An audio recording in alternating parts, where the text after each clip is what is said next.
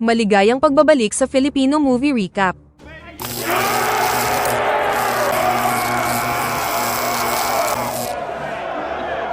Ikukwento ko sa inyo ang isang action crime film. No thanks. Hey, Serpico! Go for it.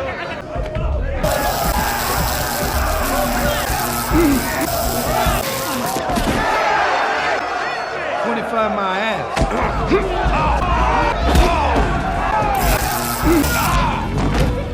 Na pinamagatang Exit Wounds ng taong 2001. Halina't panoorin natin. Nagsimula ang pelikula sa mataong lungsod ng Detroit, kung saan isang malaking political rally ang isinasagawa para sa Vice-Presidente ng Estados Unidos. Ang kapaligiran ay puno ng excitement at tensyon, na makikita dahil sa mabigat na presensya ng mga Secret Service agent na tinitiyak ang mahigpit na seguridad.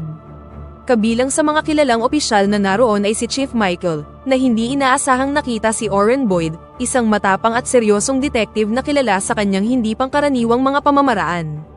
Habang nagsasalita ang Vice-Presidente sa madla, ang matalas na instinct ni Boyd ay nag-alerto sa kanya na merong mali. Napansin niya ang isang pulis na kumikilos ng kahina-hinala malapit sa VIP entrance, na nakikibahagi sa isang lihim na palitan. Pagkatapos ng rally, ang Vice-Presidente ay sinamahan na pabalik sa ilalim ng mahigpit na pagbabantay. Nang hindi inaasahan, biglang sumabog ang kaguluhan ng may bumabang chopper, at walang habas na nagpaputok sa convoy. Sa gitna ng kaguluhan, lumitaw ang isang grupo ng mga local militia, na naglabas ng machine gun, at nagpakawala ng daan-daang bala. Sa sumunod na kaguluhan, ang mga Secret Service agent ay nagmamadali upang ilikas ang Vice-Presidente, ngunit natagpuan nila ang kanilang mga sarili na naipit sa walang humpay na gunfire. Nang ma-realize ang assassination plot na nagaganap sa harap niya, agad na kumilos si Boyd.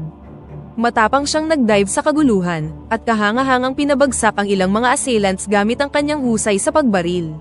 Gayunpaman, nang makarating siya sa Vice-Presidente, nakita nila ang kanilang sarili na natrap sa isang tulay at walang nakikitang ibang matatakasan.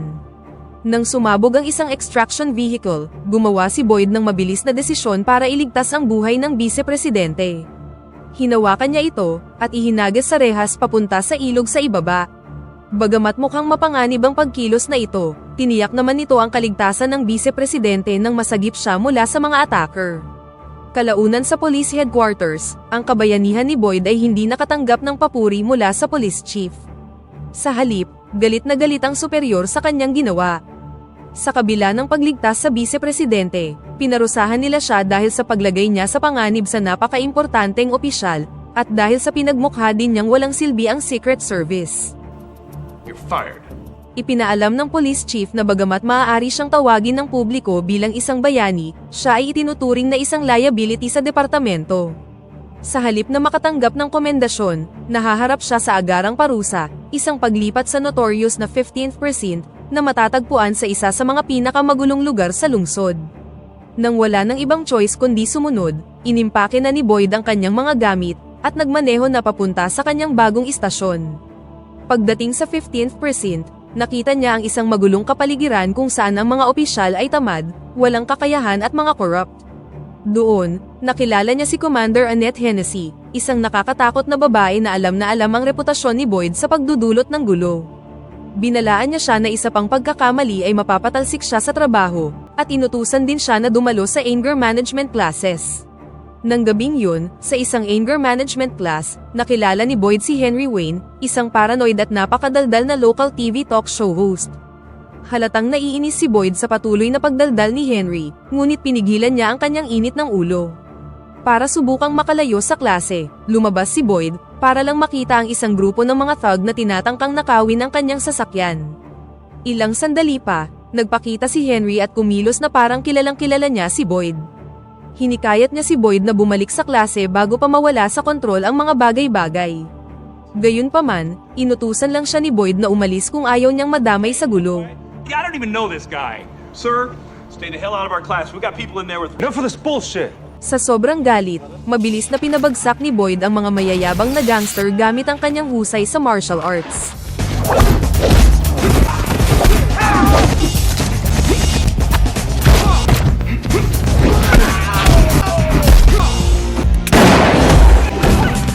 Makalipas ang ilang sandali, ang buong klase ay sumali na rin sa eksena at agad na itinuro ni Henry si Boyd na pasimuno sa lahat. Kalaunan sa locker room ng presinto, inobserbahan ni Boyd ang mga kapwa-opisyal na nakikibahagi sa walang ingat na pustahan sa pamamagitan ng pagkukuryente sa isa't isa. Nang hamunin si Boyd ng isang opisyal na lumahok, kaagad niya namang tinanggap ang hamon ngunit dinaya nila siya.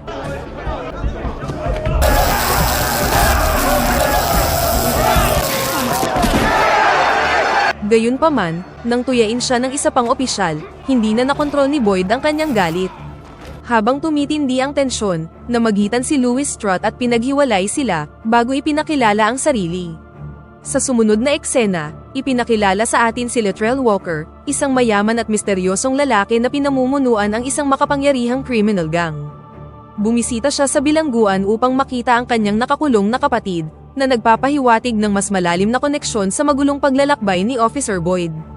Sa mga oras na yun, ibinahagi ng kapatid ni Latrell ang kanyang mga takot. Naniniwala siya na nasa panganib ang kanyang buhay, dahil napapalibutan siya ng mga kaaway na nagkukubli sa loob ng pasilidad. Determinado na protektahan ang kapatid, tiniyak sa kanya ni Latrell na ginagawa niya ang lahat ng kanyang makakaya upang matiyak ang kanyang kalayaan. Kalaunan ng araw na yun, si Latrell at ang kanyang partner na si TK, ay pumasok sa isang marangyang car dealership. Mabilis silang hinusgahan ng ahente sa kanilang itsura, at tumanggi na pagsilbihan sila. Hey you! Would you turn off the engine? Could you turn off the motherfucking engine off? Will you please just leave? Sa isang matapang na hakbang upang hamunin ang pagiging judgmental ng lalaki, naglabas si Latrell ng pera at bumili ng isang $300,000 na Lamborghini sa lugar, Make sure he gets the commission. Keep the change. na iniwan ng ahente na napahiya at walang masabi. Samantala, nagpapatrolya si Detective Boyd sa mga lansangan nang may mapansin siyang kahina-hinala. Nakita niya si TK na nakatago sa malapit, at nilapitan niya ito para tanungin siya. Habang sinusuri ang sitwasyon, napansin ni Boyd ang isang pagtitipon ng mga lalaki, na tila nakikibahagi sa isang drug deal. Nang magpas siyang mamagitan, inaresto niya si TK at ipinosas siya sa kanyang sasakyan, bago pumasok sa loob para hulihin ang iba. Sa kanyang pagkabigla, natuklasan niya na ang mga lalaki ay hindi lamang mga maliliit na kriminal, kundi pati na rin mga tiwaling pulis, na pinangungunahan ni Officer Mantini, isang notorious na detective mula sa 15th Precinct. Isang labanan ang naganap, at ipinakita ni Boyd ang kanyang mga kasanayan sa martial arts.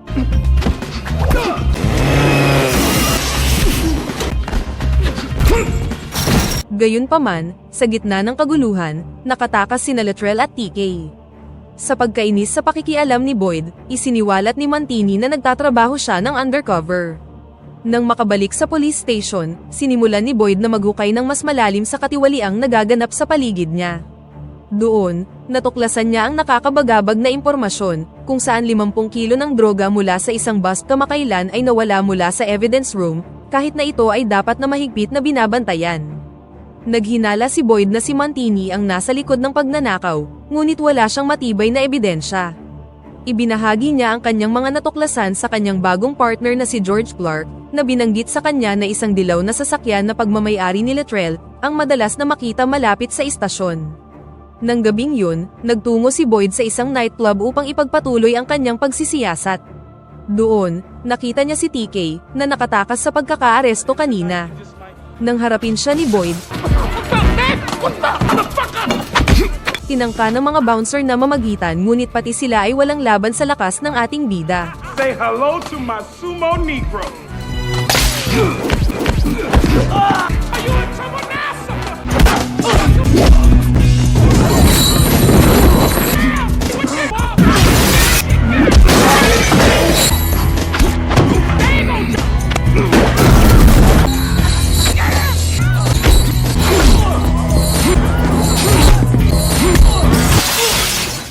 Habang sinusubukan ni Latrell na lumabas sa backdoor, nahuli siya ni Detective Clark at nagkaroon sila ng isang matinding laban.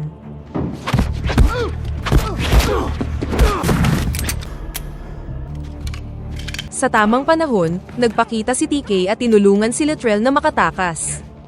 Pagkatapos ng kaguluhan, sinamantala ni Boyd ang pagkakataon na maghanap sa opisina ni Latrell, kung saan natuklasan niya ang isang visitor's pass. Dahil sa kagustuhang malaman ang mga sagot, nagpa siyang bisitahin ng bilangguan at tanungin ang kapatid ni Latrell. Gayunpaman, ang kanyang mga pagtatanong ay nagbunga ng nakakadismayang resulta, dahilan para umalis siya na walang dala. Samantala, nakaupo si Mantini sa kanyang sasakyan nang lumapit sa kanya si Latrell, na tinutukan siya ng baril at inutos na malaman kung bakit patuloy siyang tinutugis ng mga pulis. Kumilos si Mantini na parang wala siyang alam, ngunit nagbigay ng hint na sa 5 milyong deal ay maaari nila itong pag-usapan mamaya. Nang sumunod na araw, nakipagkita si Latrell kay Mantini at sa kanyang mga tauhan, na isinama sila ng may takip ang kanilang mga mukha papunta sa isang nakatagong lokasyon, kung saan nabunyag na si Louis Strut ang nagmamanage ng deal. Samantala, pumunta si Boyd sa kanyang superior na si Hennessy, at ibinahagi ang kanyang hinala na si Mantini at ang kanyang team ay nauugnay sa mga droga na nawawala sa evidence room. Isang araw, habang palihim na sinusundan si Latrell, biglang binangga ang sasakyan ni Boyd mula sa likuran ng isang itim na van. Pagkatapos ay lumitaw ang ilang mga lalaking nakamaskara at dinukot siya. Sa loob ng van, ibinunyag nila ang kanilang mga mukha at tinangka siyang patayin. Sa isang desperadong pagtatangka para makasurvive, mabangis na lumaban si Boyd.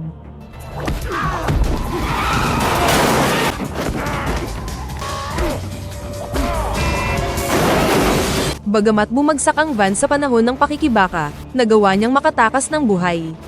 Kalaunan ng gabing yun, muling hinarap ni Boyd si Latrell at naglaban ang dalawa.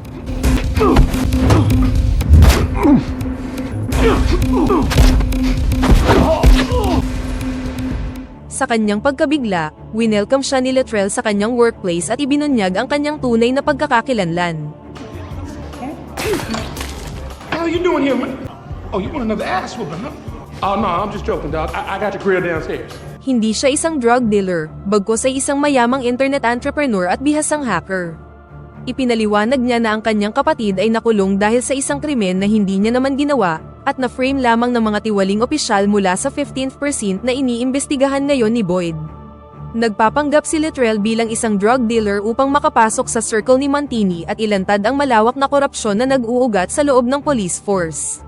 Ibinunyag niya kay Boyd na si Mantini, kasama ang malaking bilang ng mga opisyal, ay kumukuha ng mga droga sa evidence room, pagkatapos ay muling ibinibenta ang mga ito sa mga lansangan at kumikita ng milyon-milyon sa proseso. Upang mabigyan ng hustisya ang mga kriminal na ito, kailangan nila silang hulihin sa akto. Si Boyd, na nakita ang kalubhaan ng sitwasyon, ay sumang-ayon na makipagtulungan kay Latrell upang isara ang operasyon. Para dito, magkasama silang gumawa ng plano, kung saan lalapitan ni Latrell si Mantini at mag-aalok na bibili ng 50 kilo ng ninakaw na shabu sa halagang 5 milyong dolyar. Upang palakasin ang kanilang pagsisikap, humingi si Boyd ng tulong sa talk show host na si Henry. Bagamat natatakot sa posibilidad na mapahamak, pumayag si Henry na gamitin ang kanyang mga kagamitan upang i-wiretap ang pag-uusap, at i-record ang transaksyon bilang mahalagang ebidensya. Bago gawin ang plano, ipinaalam din ni Boyd kay Commander Hennessy ang tungkol sa kanilang operasyon. Gayunpaman, tinambangan sila ng ilang armadong kalalakihan, na walang humpay silang tinugis sa mga lansangan. Sa gitna ng kaguluhan, nahulog si Hennessy sa kanilang bitag at nasangkot sa isang malubhang aksidente. Sa kabutihang palad, nagawang makaligtas ni Boyd sa pagbangga, at nakatakas sakay ng motorsiklo ng isang bystander. Matapos mangako na maghihiganti laban sa lahat ng sangkot, agad niyang tinawagan ang dati niyang boss para sa tulong, at ipinaalam kay Chief Frank Daniels ang sitwasyon. Nang gabing yun, dumating si Boyd sa bahay ng kanyang partner para humingi ng karagdagang suporta. Samantala, dumating si Latrell sa isang warehouse kasama si TK, upang makipagkita kay Mantini at sa kanyang mga tauhan. Iniharap niya ang kalahati ng pera, at ipinangako ang natitirang balanse mamaya upang mag-establish ng tiwala. Habang nagaganap ang deal, pumasok si Boyd sa bodega kasama ang ilang mga security personnel. Gayunpaman, nagulat si Boyd nang itaas ng kanyang dating boss ang kanyang baril at itinutok ito sa kanya, na nagpapakitang siya ang mastermind sa likod ng buong operasyon. Sa sandaling yun, ang isa pang grupo ng mga opisyal na pinamumunuan ni Chief Michael, ay sumugod sa lugar, na nagpasiklab ng isang matinding putukan. Habang nagaganap ang kaguluhan, palihim na gumalaw si Boyd sa dilim, at isa-isang itinumba ang mga tiwaling opisyal.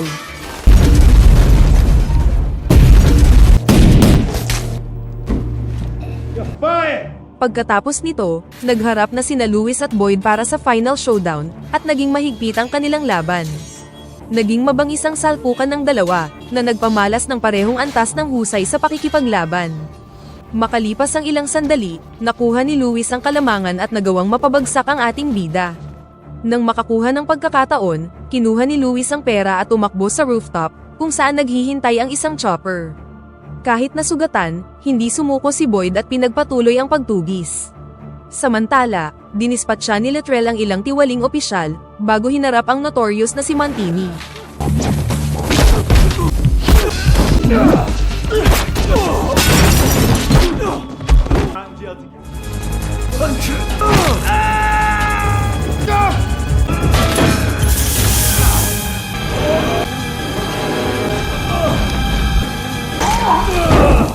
Nang magsimulang umikot ang mga blades ng chopper para sa pagtakas ni Luis, gumawa si Boyd ng isang matapang na hakbang, kung saan humawak siya sa isang hagdan malapit sa linya ng gasolina. Sa isang mapanganib ngunit kalkuladong aksyon, naging sanhi siya para mawalan ng kontrol ang chopper. Dahil dito, nakabitaw si Luis sa pagkakahawak at nahulog sa kanyang kamatayan. Nang humupa na ang kaguluhan, inaresto ng mga pulis ang mga natitirang tiwaling opisyal, habang si Boyd naman ay pinuri na para sa kanyang katapangan at kabayanihan, at dito na nagtatapos ang pelikula. Pakipindot naman ng like button kung nagustuhan mo ang pelikula at kung hindi naman, pindutin mo ng 2 beses ang dislike button para lang makasiguro.